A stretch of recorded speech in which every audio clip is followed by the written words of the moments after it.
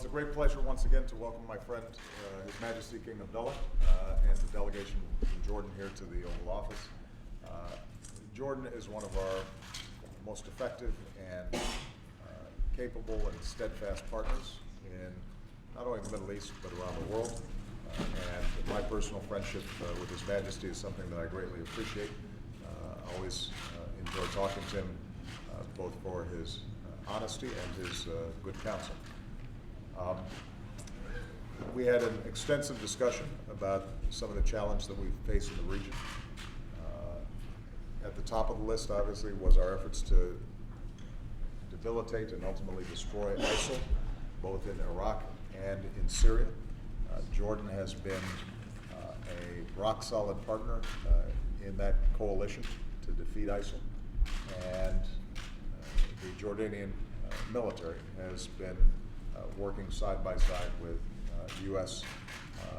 And other militaries from around the world in making slow but steady progress, providing assistance to Baghdad, providing assistance to the moderate opposition inside of Syria, and to begin rolling back some of the gains that ISIL has made. We recognize it's a long-term and extremely complex challenge, but it's one that we feel optimistic we'll be able to succeed at. And I expressed my strong gratitude to His Majesty for all the efforts that his men and women in uniform have made.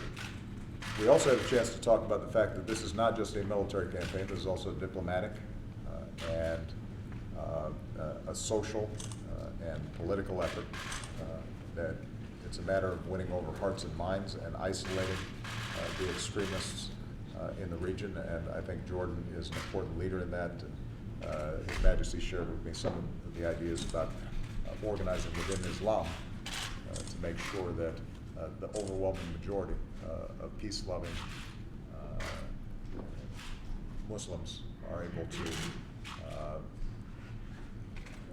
within their region and within their own communities, step by step, isolate and ultimately eradicate this strain that has done so much damage in the region.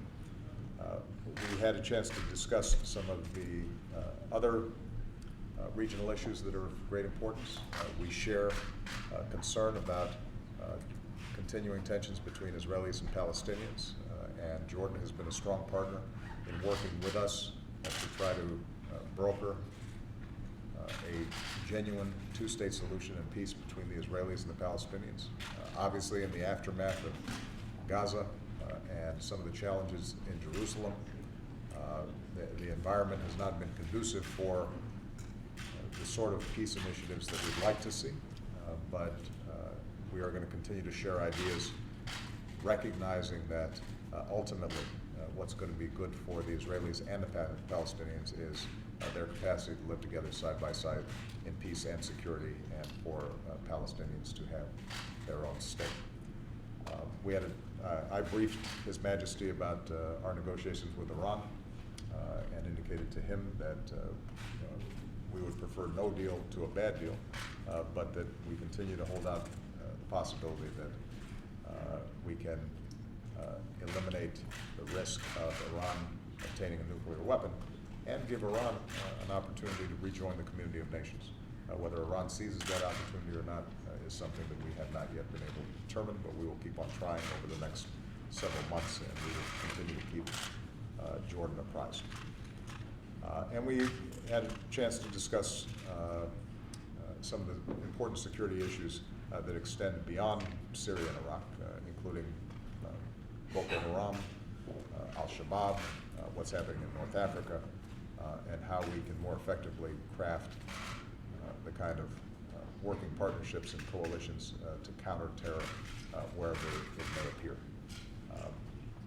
Because Jordan is such an important partner, because they are carrying such an important burden, including accommodating hundreds of thousands of Syrians who've been displaced because of the Syrian civil war. I am very proud of the continued support that we've been able to provide Jordan, a small, resource-poor country but one that consistently steps up and meets its responsibilities. And as a consequence, I told His Majesty here today that we are going to continue with a memorandum of understanding, but that we are actually going to be increasing the amounts to $1 billion a year, and that we are going to be providing an additional loan guarantee, all of which is designed to reinforce the sort of political and economic reforms that are taking place inside of Jordan, so that not only can the people of Jordan prosper and be self-sufficient, but they can continue to provide an anchor for important efforts that enhance U.S. national security over the long term. So, Your Majesty, you're a great friend and partner, and we very much appreciate the visit. We wish you and your family well. His Majesty's son is a student here, and I understand just finished classes, so hopefully he'll be able to enjoy a good holiday season, although I understand exams are actually after the holidays. That's always a bad deal, but yeah, it means he's got to do a little bit of studying during the break. It's wonderful to see you. Thank you. Thank you.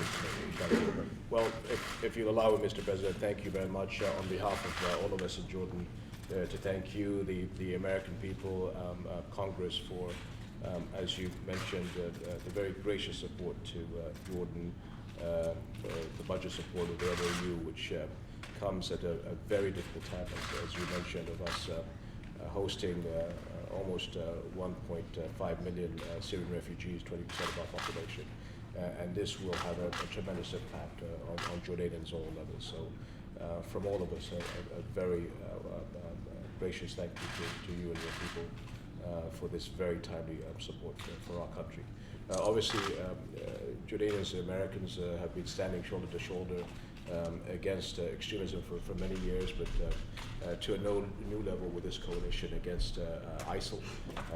And our troops are very proud to be working together in combating ISIL in Syria as well as in Iraq. We are working together to support our friends in Iraq and the Iraqi government, and this is something that we will continue to do with great pride. As the President alluded to, that we have a long-term commitment to bring a comprehensive solution to the Syrian crisis. I believe that the process is moving in the right direction, and we had spent some time on seeing how we can move the process forward. We'd also like to thank the President very much on his continued efforts to bring the Israelis and Palestinians closer together, because obviously we need to be able to find a solution between the Israelis and Palestinians as we've moved to now this global challenge of extremism that all of us face, Muslims, Christians, Jews, Buddhists, Hindus, all of us together against this fight against evil.